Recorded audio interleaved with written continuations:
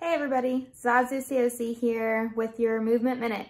So we've talked a little bit about posture and the certain positions that are going to be beneficial for preventing things like back pain and neck pain.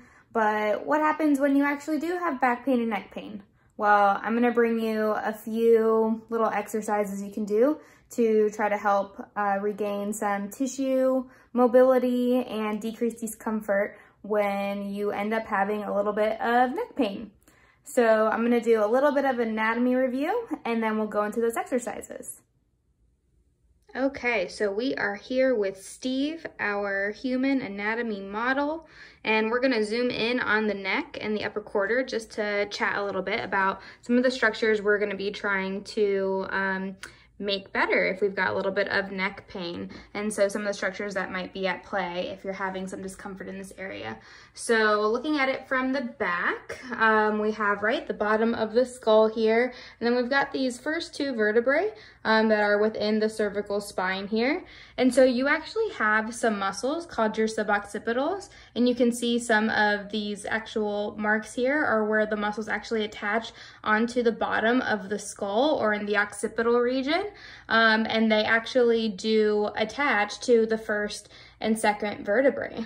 And so a lot of times when our posture is leaning forward and so coming to the side, so where our neck, instead of being a little bit more upright, and the natural curve is a little bit more in a regular human, Steve just has a rod in his neck, and so that's why his neck is so straight, but there usually is a little bit more of a curvature through here. But you know, when you've got your shoulders kind of coming forward, your head tilting forward as well, then you put a lot of strain on these little muscles, because when everything comes forward, you still, unless you want to look down, right, and follow kind of where your spine is going, you've got to kind of crank your neck up, and that's what over engages these suboccipitals and can make them very tight and very unhappy.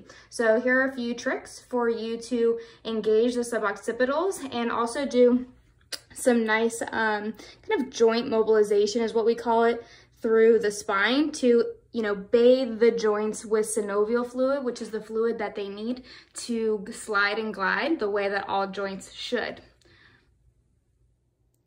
So what do a scarf and a lacrosse ball have in common?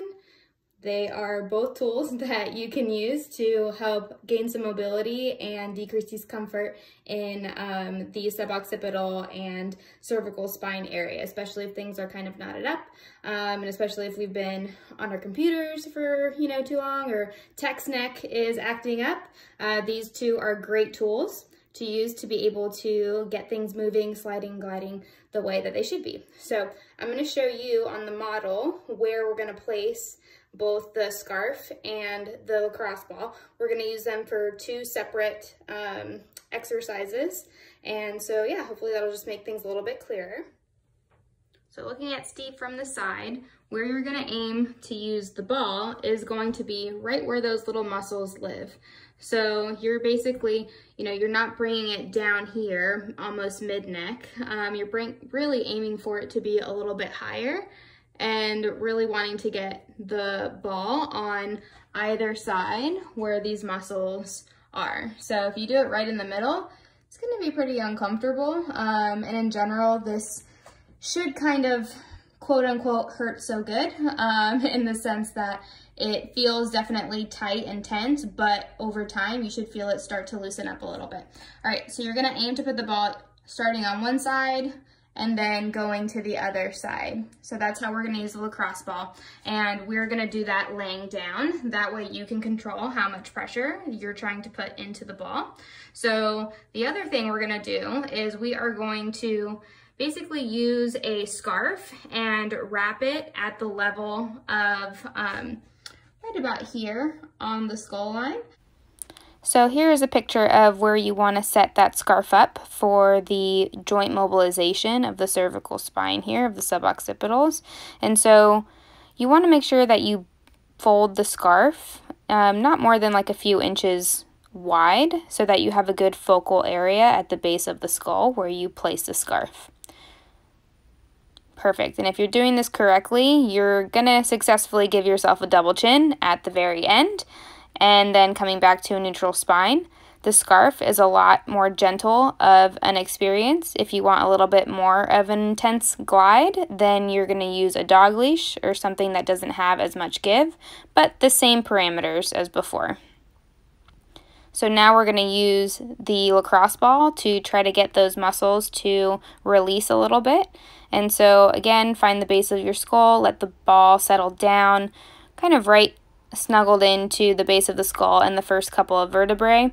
Once you do one side, you'll do the next. You want to think just nice deep breaths, relaxing those muscles into the ball, not pushing your head into the ball. And you want to hold this probably for about 2 to 3 minutes on each side, taking nice deep breaths. All right, so that's been your movement minute for the day. As always, it's been a pleasure. Let me know what you guys think. Have a great day.